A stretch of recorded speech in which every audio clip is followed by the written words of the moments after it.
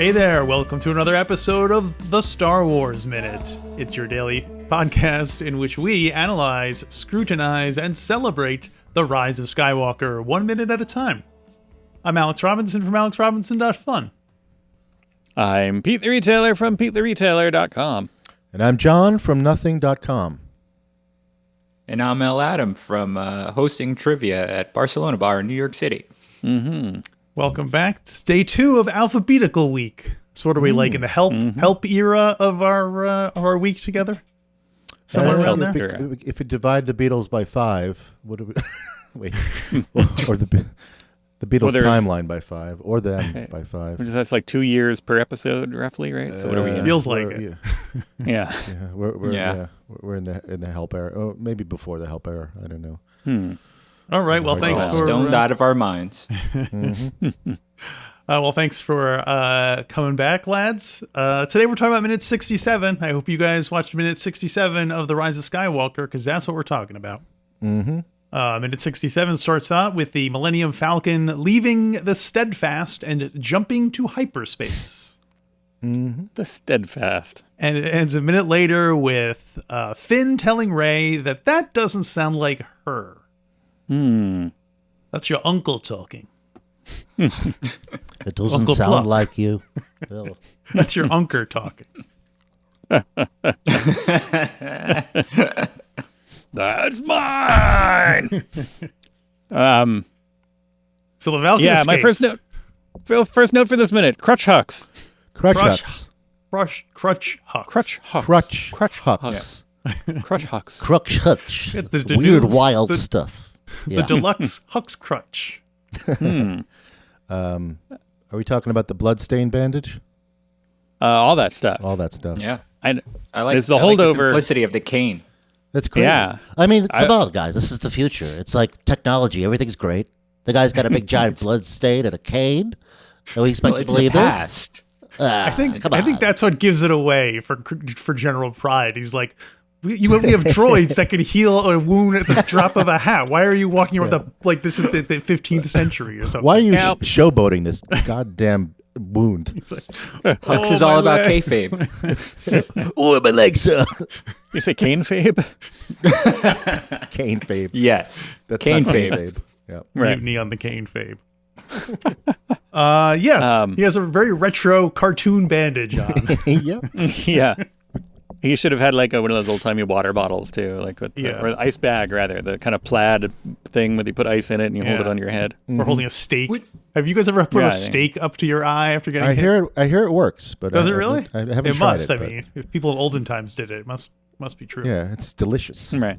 Yeah.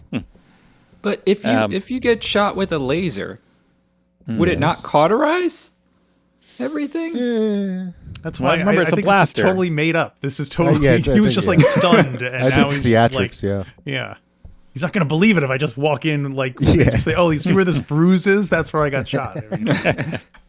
I will add this to the list. Remember my I think Zori Bliss, C-3PO wearing a coat from Kijimi. And now there was somebody else, I think, but I'm going to add Crutch Hux to the list of kind of Kenner 12-inch scale, 1/6 scale action figures that I want. Or Hasbro, like, That's 90s to 2000s era, where it's like they cared a little bit and they made some cool details, you know what I mean? Like, not the original ones where it's just like close enough, like, but one with actual gauze, like that. yeah. It had a little gauze thing, little pump in the back that makes the blood stain. Oh wow, yeah. Come on, He's Ken. like one of those see-through blood thing. I don't know. If you Yeah. had one when you were a kid, yeah. Like, forget what that was. The visual body, the human body, Yeah, I remember yeah, this. yeah. Invisible Man. Visible Man, Slim Good Buddy. Slim Good Body, Slim Goodbody. It's like Slim Goodbody. He's the traitor. Slim Good Body's the traitor. Because the Hux is dead. Yeah, well, I gotta say, We don't know that. I can't believe Pryde would shoot Hux like that after Hux like saved his ass during his performance in A Guilty Man, the play by Harry Chapman in the film About Time. Yeah. Well, He was up there on stage, didn't know any of his lines, and Huck showed up with cue cards And that's how you repay him? By killing him? You Well, couldn't he didn't. you couldn't let that secret He had out. to make sure his secret didn't get out. Yeah, Oh, that's true. Yeah. Mm-hmm. That's. he's the only one who knows my true shame. Everyone's flying around in this little sequence, or the sequence and the sequence before. It's kind of funny if you look at it for a split second. He hits the ground and then he slides. Like it's almost not continuous. Like they forgot to make him slide first, and then almost like someone just waxed the floor maybe. But Kylo sensed him getting shot and then did that to add insult. It's always funny to see Huck sliding around on the polished floors. Along the same lines, but behind the scenes, do we think that the slide was a digital slide? Do you think he just landed on the floor and then they digitally pulled him back? I remember when I was really good at the digital slide. Yeah, I think we did that at your wedding. And I'm hoping they pulled him. Yeah, I think it was he jumped back, and then they had a stuntman lay there and push a stuntman, and then they just stitched it together. That's my my money. The old Texas switch. Yeah, the old Shatner double. Yeah, he jumped behind He a fell sign behind or a a rock box. or something. Yeah, like a rock in the ship, and then I do think that if someone went flying that far from a gun, like it would have much more of a kick on it than it would just blow a hole through him. Yeah, yeah, I mean it's he his really goes chest would be flying. gone. So, but yeah, it's satisfying. Although, Again, yeah. kayfabe. He's selling it really well. It doesn't really hurt him that much. He's just like if you look, the floor is actually kind of bouncy. It's kind of a little bit, yeah. It's like I like how AstroTurf with a mattress under it. When he flies back and everyone kind of goes back to work, the stormtroopers, it looks like they lean in like, yeah, he's dead. And they stay leaned in when it cuts out. Do you know that just a little Hal Needham trivia? He was one of the first people to use that. He kind of invented that technique of pulling people backwards really fast with a harness when they get shot, just to add that sort of visual like exclamation. And here we are seeing it. Look at that. Done. standing on. And the they shoulders decided of it the could work in movies too. Yeah, exactly. Yeah. He used to do it at parties. Do you think that stormtrooper then sold that blaster on space eBay? Probably. It's a big one. I would get it, yeah. Because it got, it's like the blaster used to kill Huck. So after once the whole thing is over, if he survives, I think he sold that. Well, there's got to be some kind of market for that. Yeah, with one charge. It seems like it only has one charge at a time because it's such a kick. Do you think that's why he set it for full blast, which just it's basically like a musket, old timey thing. He's got like a blunderbuss. Yeah, he's got to load it for 10 minutes. Somehow it's just going to end up in Maz Kanata's hands. She's just going to have it. It's going to be part of the plot of episode 10. It's going to be figuring out what happened to Hux's gun. Right. It's going to be like what's the? We can't talk about Harry Potter anymore. But but he Weasley just died. Who? But the Now we know Darth Vader. Sorry, go ahead, Pete. No, all you. We know Darth Vader would choke people all the time, and they had Death Squad commanders who kind of knew to go by and like pick up. Do you think? Does anyone know? Do people immediately go pick up Hux, or is everyone like, I'm not picking him up? Like they call the janitor in. What's like a ball boy kind of like for dead body people? boy. A body boy. Yeah, like a body boy. I guess a Legion of Superheroes member. Yeah. Yeah. So there are two of them on each side, and then as soon as somebody gets killed because of it being a traitor, they sweep them away, and then they give him a new tennis ball. Bring me a boy. Yeah. Or Android does it. I think an Android does it actually. Anyway. Yeah. Or just like a flat, like maybe in there somewhere there's like a really flat kind of droid, like almost like a panel, like a flooring panel, but it's a droid. It's got little hover repulsors or wheels or something under it, so it can just kind of spatula under things and slide. Or and take them or away. even like a Logan's Run type droid that sprays it with a spray and makes it disappear for good. Makes it into wax that they use to make the floor so shiny. Oh yeah. Why do you think the floor is so shiny? Huh? You know what I would have loved if when he finished sliding, his body just faded away. He just became one with the Force. No explanation. Just Don't ever reference it in a book. Don't just. I don't know Yeah. what happened. What if Can he we just get it Yeah. at the very end? Can we get Hux like it's Rey, like Skywalker, and it's Luke and Leia, and then Hux shows up and like a little thumbs up. What if Just I'm the Hearing. spy. and he's always sliding like consistently, like just forever. Like He just goes as a force goes through the background. Of yeah. like, In like a Naked Gun kind of way. He's like goes through a birthday cake and then I'd be okay with that. whatever. Somebody's making a house of cards. Somebody's exactly. yes. I would have liked it if when he went sliding, then they did the sound of bowling pins being knocked down at the end. Getting so much of that out of the slide. No one wants to talk about the death of Hux. Do you think he is dead? I mean, this is the last do. time we see him, right? Yeah, Yeah. He's big dead. Yeah, and I'm Big assuming dead. the Star Destroyer gets blown up at some point. dead. So it seems, I guess he could have gotten off in that amount of time. As smart as they he was, he do- should have had like a vest on or something Yeah. under his clothes. Like Yeah, they're he not should going to have known. believe me. Let me be prepared. Yeah. Yeah. Or sent They a would bring him clone. back. What was there is a thing here. Oh yeah. There is Your a thing. microphone? Ben Grimm. No, yeah, he does in the book he does die. I'm really to surprised that he scream, went Edwin. with such a kind of ignominious, punchline. I guess every appearance he did was like a punchline. So it makes sense that his Right. death would also be a kind of just Hux, like, wah, wah. Hux was not dead before he hit the ground. Oh, you see, His mouth The open. slide killed him. That's what I'm saying. It's the denouement. It's a slide. His mouth opened and closed soundlessly as flashes of pain lit up every fiber of his being. Tell him we found our spy, he heard Pryde say. His last thought was of the scavenger. He hated that girl. She had ruined everything. Yet over and over again, she had faced Ren and survived. It gave him one bright, shining spark of hope against the oncoming dark. Ren might still lose. And then that spark, too, was consumed by darkness, and Hux knew no more. And someone just waxed the floor. Yeah. Yeah. I feel like his character is the only one that is consistent throughout the entire new trilogy. Like he's a sniveling, like just guy who just wants all the power and hates Kylo Ren. Everything is driven by that. Even when he's like, "Yeah, I'm the traitor," and he's like, "Yeah, I don't care, man. I just don't want him to win." He's the only one that is consistent throughout all three movies. And when he's saying like, "I just want him to lose," that's like one of my favorite scenes in the movie. It's just like he's the only one that doesn't have weird shifts because different people took over or something like that. yeah. He's a rock. He's solid. He's Yeah. the North Star, Actually- consistent while all around him is moving. Not. We got to move on from the sliding, but I just. Do we? I'm reading the actual line that I wrote, the note that I wrote about it, and I said he falls first and then slides like a poltergeist chair. So yeah, Oh.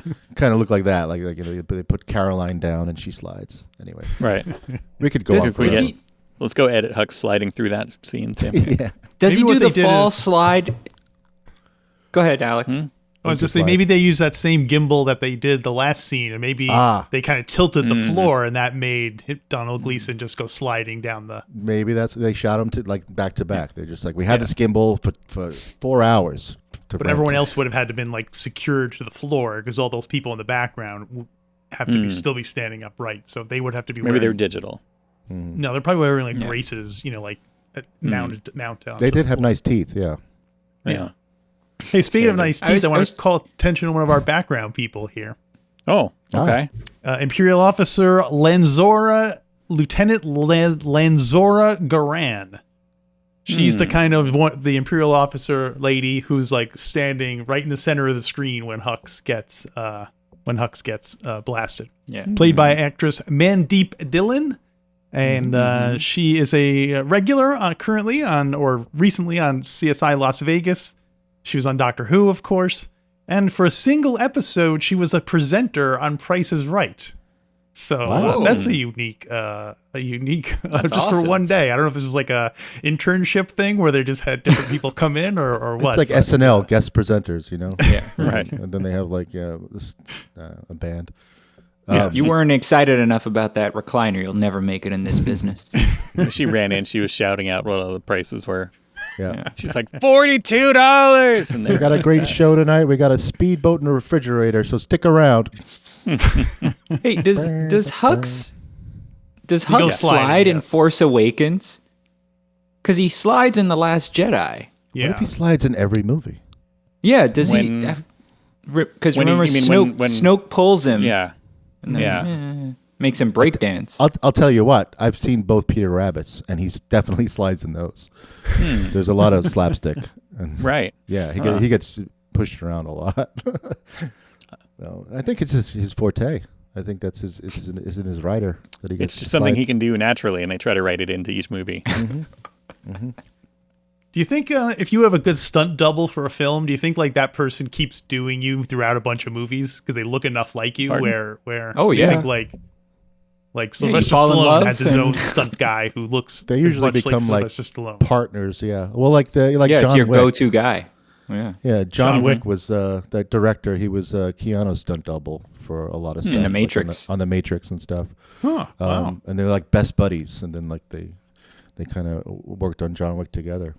Huh. Nice. I imagine, yeah, if he's got a red-headed stunt double, like it's hard to find that. So, Usually, they probably just put a wig on somebody. Yeah. That's true. no, it's got to be real redhead. He's got to be a ginger, or else it's not real. I was going to ask you Yeah. guys, the red lapel on the Stormtrooper. What does that signify?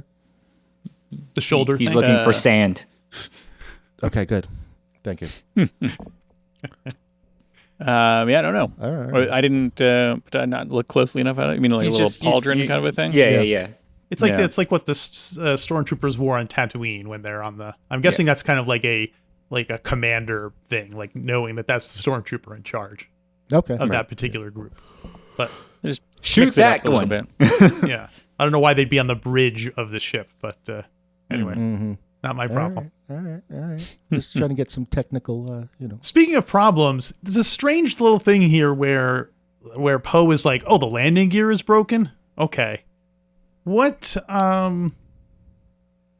When did the landing gear break, and why did the landing? Why in the story do they have the? The only thing I can think of is they have to have a reason why they have to take a boat to get to the Death Star as opposed to just having the Millennium Falcon fly over. But then again, even if they didn't have landing gear, they could still do that. yeah. Are we at that minute? Well, this is the minute where he mentions the landing gear, and I was like, yeah. and then says- you see he says it it's crashed, busted. but I just don't know why story-wise why the landing gear, why is that detail in there? Maybe it'll become relevant. Maybe they later had on. another scene and they cut it out or something. Maybe. Yeah, I mean, it does come up. They just needed something to fix. I think they needed something. There was a Millennium Falcon was always breaking, and they needed something for it to, Yeah. Okay. they needed something for them to do, something for them to talk about, working on. Yeah. That's So my is guess. Poe? I guess Poe is in charge of the Falcon now. You see him driving Ray, it. I think. Chewie. I feel like Chewie should be. But Chewie invited Ray to be the pilot. And we don't know if that confers any kind of ownership or if that's just like Chewie owns it, but he's going to franchise. He's going to let, Ray is the manager, but Chewie's the owner. I would argue that Chewie has no legal right to determine who owns the Falcon. So Life true. He debt wasn't is married 3/10 to, of the law. I guess technically Leia owns the Falcon right now. Oh, no, I don't know. What is there? we don't know what Han Solo's will said. I mean, technically, probably Kylo Ren owns the Falcon, right? He's got the prime claim to it. Assuming, well, it depends, because don't forget, Unkar Plutt was the last that's owner, and he was would show stolen. up in court and be like, "That's mine." The defendant says he stole the Millennium Falcon. Particularly nasty Doug Llewellyn. He erased the there you VIN go. number. Yeah, on the Falcon. Let's Yeah. talk about that since we're there. Yeah, the landing gear is busted. And Ray is upset. Here, I know this is my pocket theory. It's not in my pocket right now. No, my pocket theory that we shouldn't take everything at face value that is said, let's say, by the Emperor or people who heard who have said what they're saying because they heard it from the Emperor. It's that famous And saying. And here after this big revelation last week where there's like, hey, you're a Palpatine. Finn knows that too, because in the doesn't make it into the movie, of course. In the novelization, he's like, hey, Rey, you okay? He's like, yeah, whatever Ren said, you can't trust it. And Rey's just like, shut up, like you don't know me. But he's also aware that, like, yeah, of course, it makes the most sense for Palpatine to be making stuff. Oh, conveniently, this really powerful, girl doesn't know who her parents are, but she really wants to know who her parents are.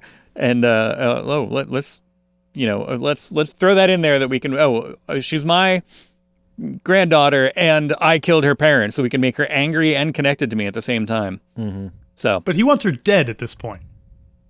That's what he's telling Kylo Ren again. He's always scheming. He's always got plans. Why would he lie to he Kylo also Ren loved about democracy and wanted to break the. So you're saying he doesn't want her dead? I don't know. He always has a plan. Watch Clone Wars and Bad Batch.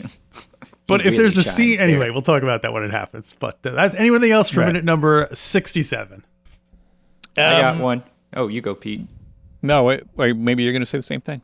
I was just going to say when, she's like, he killed my parents, blah, blah, blah. And Finn's like, this isn't like you. I kind of wanted to be like, and besides, technically, he had your parents killed. But Ochi of Bastoon killed your parents. Yeah. He's dead. We're good. Let's just score settled. On. Yeah, we're good. Everybody's even. Yeah. He killed my mother and father, but like remember in the flashback we only saw Ochi kill her father. So mother, don't know. Mm-hmm. My note about like this is my ticket out of this crazy family. Yeah. Mm-hmm. Which is worse for Rey, the fact that her mother was killed by Ochi, or the fact that her mother is still alive and never came back to get her? We'll discuss that and a lot more in the coming. Join us for our Sergeant Pepper era tomorrow, assuming you guys can come back tomorrow. Yes, definitely. I think so. Yeah. Yeah. You heard it. They committed. That's a legally binding contract. Hey, and speaking of legally binding things, we have a Patreon. You know what Patreon is. You've heard us talk about it many times here. Go to StarWarsMinute.com/Patreon, become a supporter of the show. And, we've talked about how we have a Discord now. We talked about how we are doing Rebels reviews. We haven't talked about some of our more unique things. Pete, do we still have the sport or some of our upper tier items that the more unique experiences people can get on the Patreon? That's right. If you got money burning a hole in your pocket. Or you got to gift someone, you want to get a gift for a Star Wars fan in your life? There you go. If you're listening to this and somebody else really likes this show, you can sign up just for a month. All you have to do is for a month at, I forgot the exact amounts, but if you go, there's a level where I'll take everybody to a local, Los Angeles local sporting event, everybody on that level. We can all go together. Or if the price is high enough, I'll fly to you and we'll go to an event. How about that? We'll just someone hang out get him together. to the running of the bulls. Go talk to sports. There's also we introduced a little while ago. We introduced a level where every month you get to have a one-on-one call with me and Alex, a Zoom call or whatever format you prefer. Mm-hmm. About anything? No, whatever. Like therapy? Or? Just Sure. Sure. Okay. Give us a call. We want to hear from you. Are we the therapist or the patient in that example? I guess we'll find out. But and our main level where you can get access to Weekend Edition and all that, don't forget we have a free 7-day trial now. You can get there, you sign up, you get it free for 7 days, check it out, listen to some episodes, see how you feel about it. If you like it, stick around. If not, you tried. We tried. It's all right. That's all we can do. Yeah. And, I guess there's one other thing we can do, which is to come back tomorrow for another Star Wars Minute. Wars Minute. Star Wars Minute. Wars Minute.